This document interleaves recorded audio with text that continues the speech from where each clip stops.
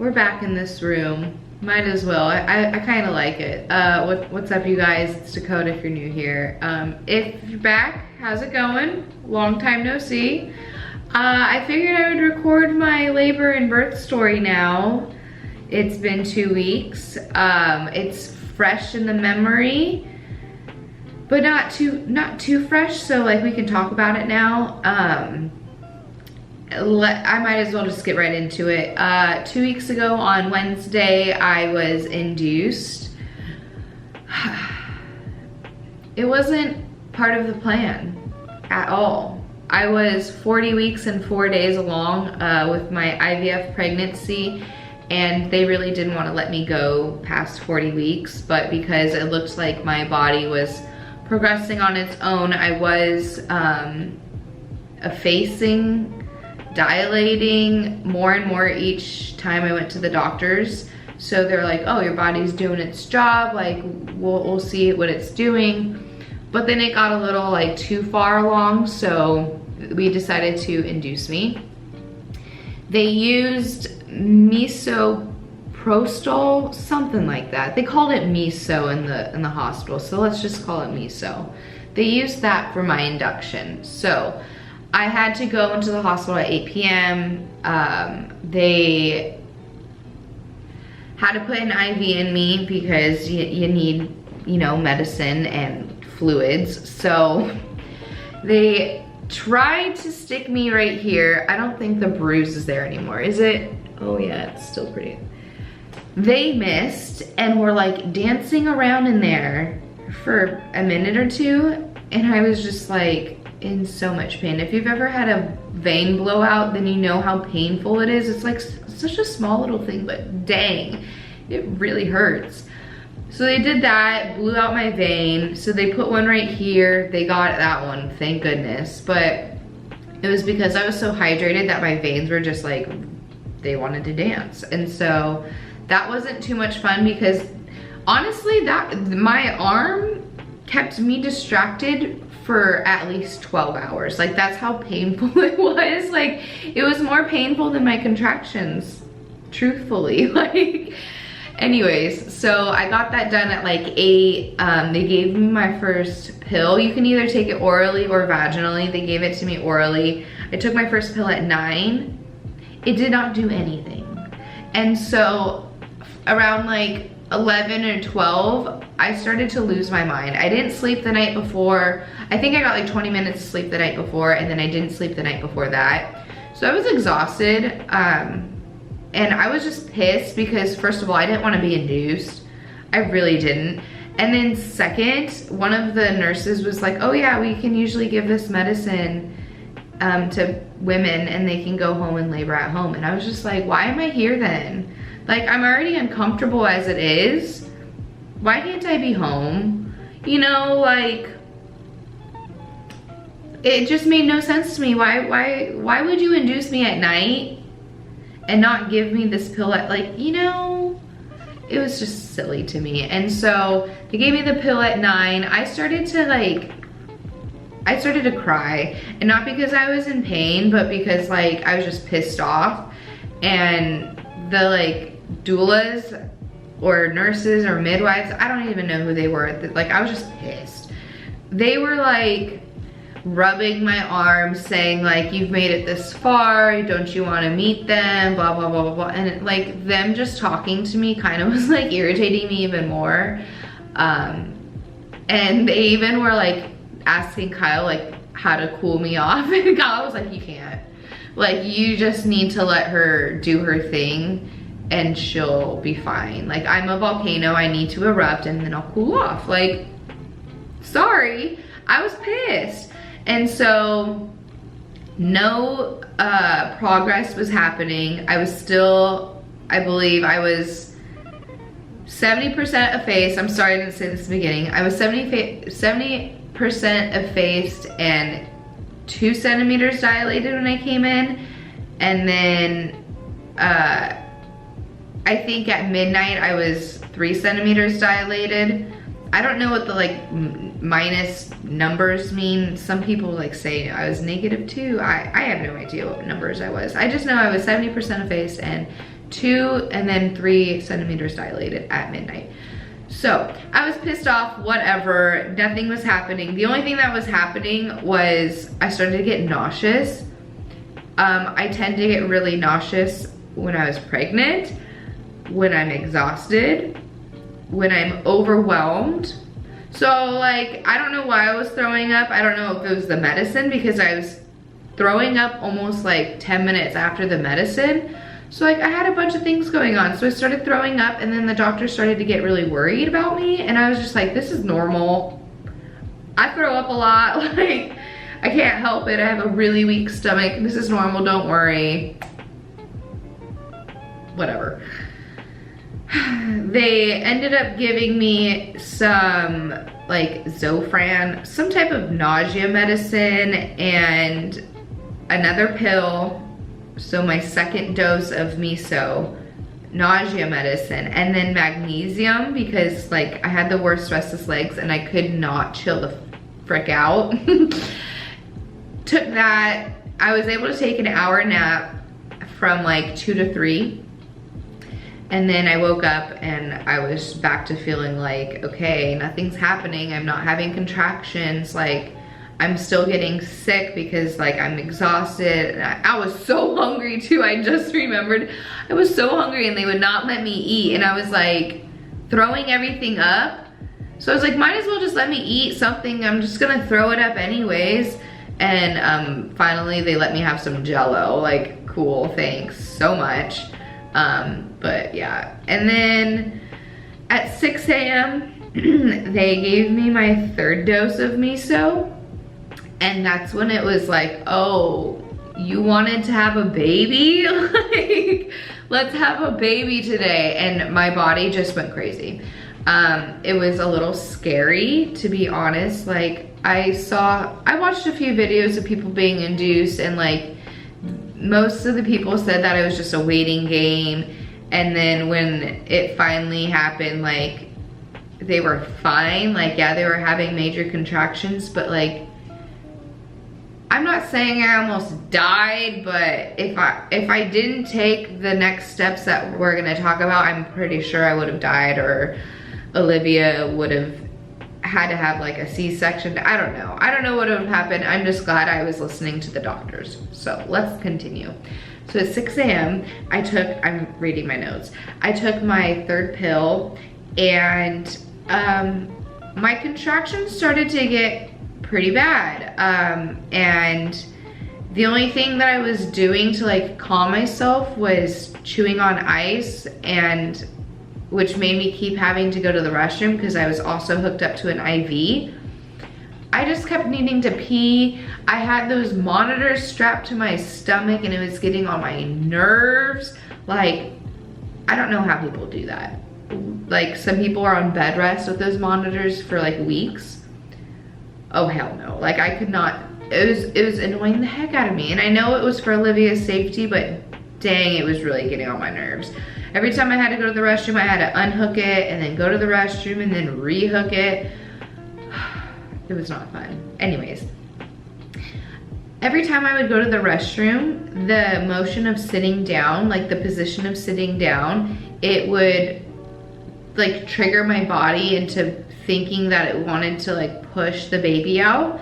And I get it, it was the like wrong position to be in when you're like in labor, but I kept having to pee. But then when I would sit on the toilet, I could not get up. Like, my contractions would hit me so hard that I could not get up ever. Like, it made me scream and cry, and like I kept saying like, I'm over this, like just take her out of me already, because my body is not working. Like, it wasn't dilating more, it wasn't like opening up anymore, it wasn't softening. It wasn't a good time. And so my heart rate started to like really plummet and then like skyrocket over and over again. Kyle said that like I lost color in my face, my lips were pale. I really don't remember much that happened from like 8 a.m. to 4 p.m. Like, I was in and out of consciousness. I was in so much pain because that medicine just all decided to hit me at once, that like I was going in and out of consciousness. And so the midwives and the doctors were like, we suggest you get an epidural and a Pitocin so we can get this baby out of here real like fast. So that's what we did. I got an epidural. I was never against it. I really did not want to do it, but like if I needed it, I was gonna do it. I went as long as possible without it, but I needed it to not only save my life, but Olivia's life. So thankfully it didn't hurt. Like I'm unfortunately used to needles because of IVF, so it was just another needle. It did hurt like the next day and maybe even the day after that. Like it was sore on my back, but like no other pain. Like my nerves seem to be okay so far, so that's good. That was one of my main concerns, was that my nerves would be like get damaged from the epidural, so thankfully that didn't happen. I had to wait until 10 to be moved from the smallest little closet of a room. I was in that room from 8 a.m. or 8 p.m. to 10 a.m. in the smallest room. It was like giving Kyle and I like claustrophobia. We were just dying. And so we had to wait until 10 a.m. the next day to get moved into like the labor room, which was like a huge, beautiful suite. It was fine, but like I wish we could have been in there sooner. Like I was really uncomfortable in that small room. But we get moved into that room at 10, and then they like hook me up to the all the other monitors in that room and give me my epidural. And basically from like 12 to 4, I don't remember anything. I know I was having contractions because like I felt the pressure, but like I was trying to nap, so like I was just closing my eyes trying to breathe through all the pain. And then from 4 to about 5:46 when I had her, I was pushing, not pushing, I was just like breathing through my contractions. They were moving me from like one side position to on my knees, my hands and my knees, back to another side position, like trying to open up everything and get her out of there, but it wasn't working. And I was pushing a little when I wasn't supposed to be pushing because I was just like, get her out of me. And then I still haven't watched the labor vlog, so I truly couldn't tell you how many times I actually pushed. But I will be uploading that. I decided I'll be uploading that maybe next week.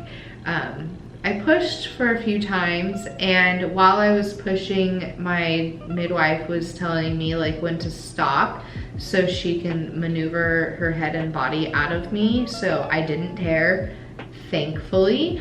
And yeah, Kyle was able to basically carry her from my area onto my chest. He was the person that told everybody that she was a girl. He cut her umbilical cord, and I guess that's the end of the labor, right? They did do the, what is it called? Fontanelle? No, that's a head, right? Fundle? I wrote this down. The fundal massage.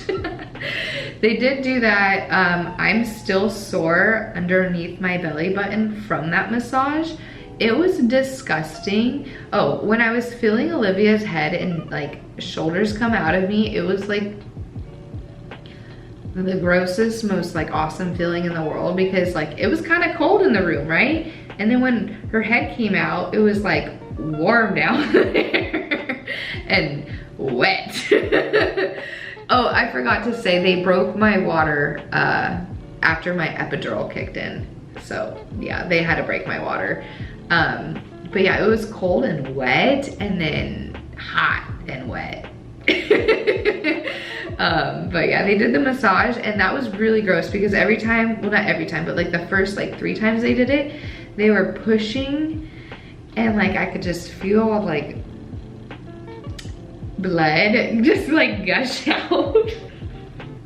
It was the most disturbing feeling ever. And like I went through EMT school, and so like I know that they have to push really hard, and every time that they were doing it, they were apologizing to me, and I was just laughing in my head because I was like, oh, I know you have to do this, like, please don't apologize. It just sucks. Like, I'm so glad I never had to do that to a person. Like, I had to do it on a dummy. I'm so glad I never had to do it to a person, because I don't think I can inflict that kind of pain on another person. Anyways. I had a few questions from you guys, so I'll answer that in a little bit. My camera's about to die, so I'll charge that and then answer these questions. My freaking charger was taking so long, I got impatient because I didn't want to deal with the sun, because last time I recorded in the sun, it was so horrible. So I think I got like 5 minutes. Okay, did I get tested for COVID? Yeah, and it was horrible. They swabbed both my nostrils. They swabbed both of my nostrils, and it made me sneeze so much, and I was driving, like it was a drive-in one, which is extremely dangerous. I don't think they thought that through, because they swabbed both my nostrils, and then I had to drive out of the hospital, and I kept sneezing. My eyes were super watery. I'm surprised I didn't get in the crash. I was negative for COVID. Kyle did not have to test for some reason. Like, it made no sense to me that I had a test, but Kyle didn't. Did we have to wear masks? We had to wear a mask if we were out in like the hospital walking around, but inside our room we did not have to wear a mask. Thank goodness, because the thought of like giving birth with a mask on made no sense. Like, I could barely breathe as it is. Why would I put a mask on? Like, yes, I know, I'm sorry if I sound ignorant to like healthcare safety, but like, I'm glad I didn't have to wear a mask. What hurt the most when it came to labor?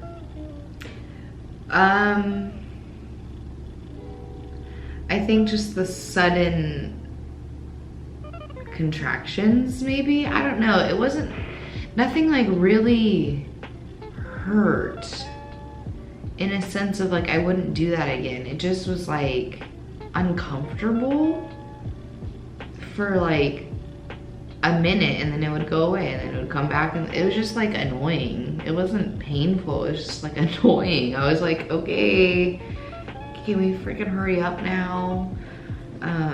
What do contractions feel like? Well, for me, because like everybody's different, contractions felt like, early contractions felt like I was getting the wind knocked out of me. Like, I really have a bad period. It felt like period cramps. It felt like I had to poop sometimes. Like I said, they're not painful. They're just like uncomfortable. As you see, a few hours go by and now I'm like really tired. Did pushing hurt? No. Actually, I would say pushing would relieve a lot of the pressure and discomfort that I was feeling. Like, I kept wanting to push and like they kept telling me to like, don't push unless you really need to, if it's like only a contraction, and I just kept wanting to push because it was like the only thing that was like relieving the discomfort. Do I think I could have gone without an epidural? If my body didn't react so poorly to the miso, probably. Like, if my contractions would have steadily gotten a little stronger instead of just going from like, they kept asking me my pain level from a 0 to a 10, and I kept saying like 1, because I wasn't allowed to say 0, because they're like, you have to feel something. So I kept saying 1. I was just like, it feels like my period, and then it went from 0 to a 10, or a 1 to a 10 real freaking fast. So yeah. If my body would have, stop that one. If my body would have handled the medicine, or even if I did need to be induced, I don't know, probably could have gone without it. We'll see if I do this again, like what happens. I would have loved to try if my body wasn't reacting so poorly. But yeah, I don't think I would have wanted to be in labor for 10 plus hours, 12, 15. I don't even know how long I was in labor for. I don't want to count. A while. I don't think I would have wanted to have gone through that without an epidural, just because like it's annoying. It's not even painful. At least for me, it wasn't painful. It was just so annoying.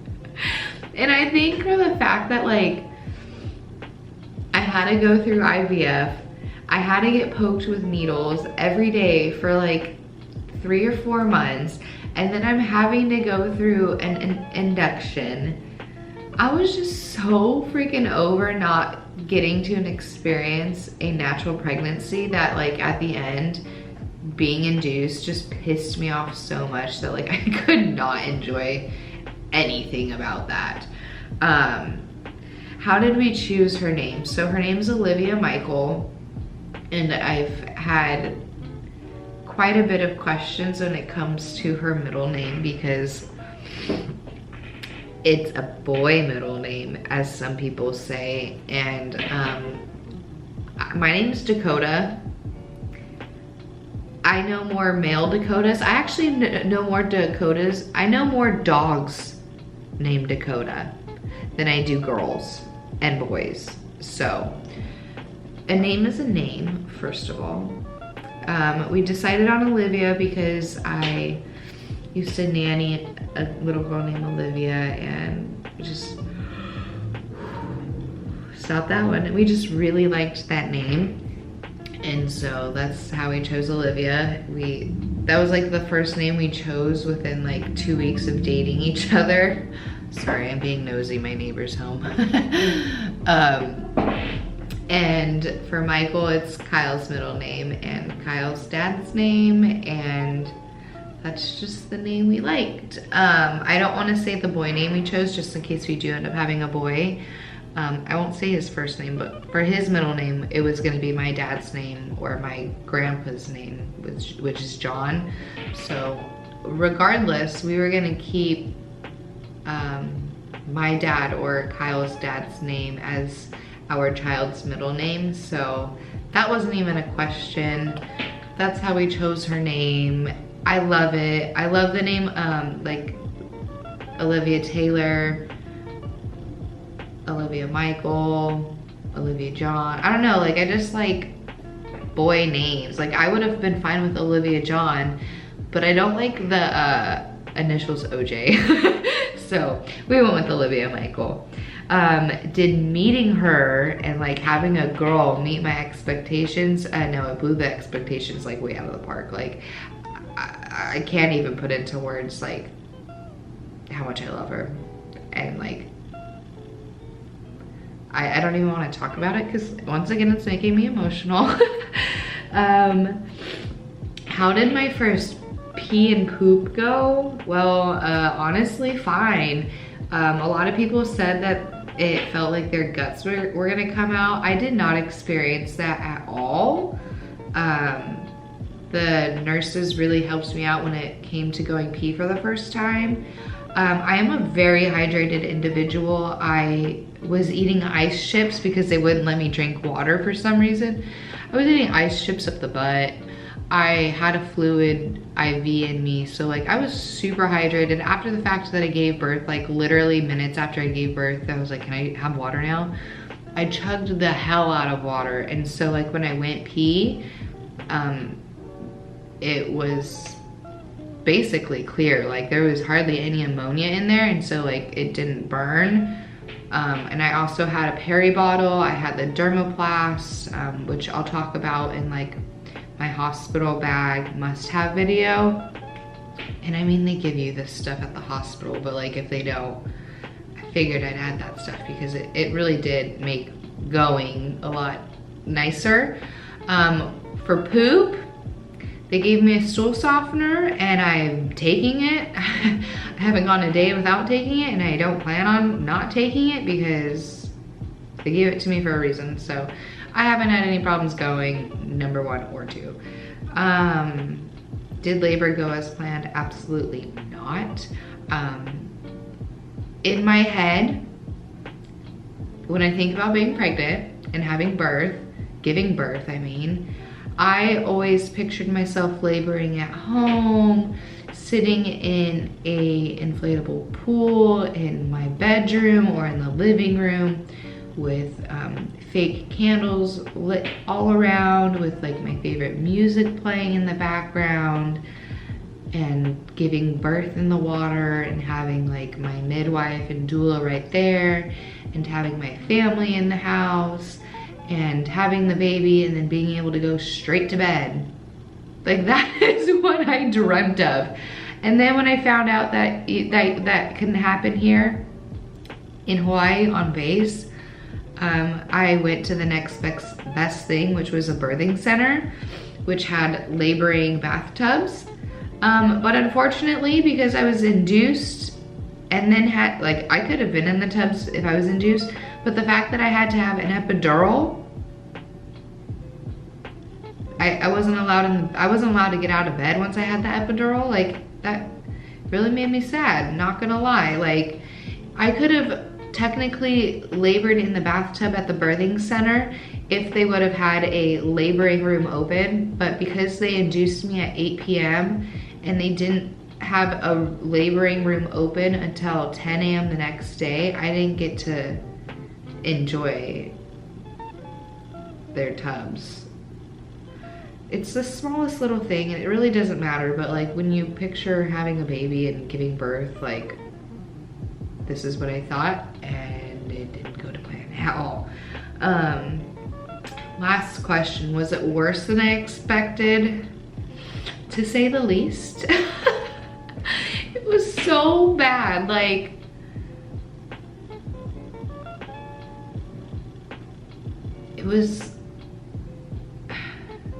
it made me so upset. Like, I just don't know how to explain it. Like I said, when you are picturing your labor and giving birth a certain way for, I'm not even gonna say months, because like, we did IVF, it took 4 years to get pregnant. I've been thinking about giving birth for over 4 years, and then to have like your dreams taken from you sucked. However, I will say, I am 100% glad that I listened to the doctors, because if we would have waited any longer, I'm not sure if Olivia would have been okay, because her placenta was already like deteriorating and calcifying, and things just don't really work out too well for babies when you cook them for too long. So I'm glad I wasn't as stubborn as I usually am, and I listened to the doctors and I was induced. So we have some sort of big news. We contacted the clinic to see if we can do another round of IVF.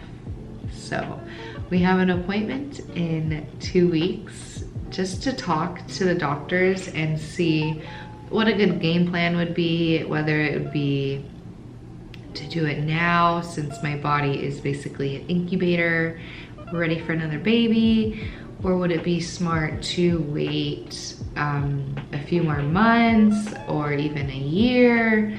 We just want to get this thing going already, so I called the clinic and set up an appointment to talk with a doctor. So just the thought of like doing this all over again makes me feel a little crazy, but looking at Olivia makes it so worth it. So I just hope everything goes as smoothly for the most part as this last pregnancy did. So that is it. I will try and work on the labor video and upload that within the next few days. I definitely want it within the week, so I can also upload what's in my hospital bag. But I'm not gonna just like say what was in my hospital bag. I'm gonna say what was useful, so we'll do that. All right, I'll see you guys in the next video. Ciao for now.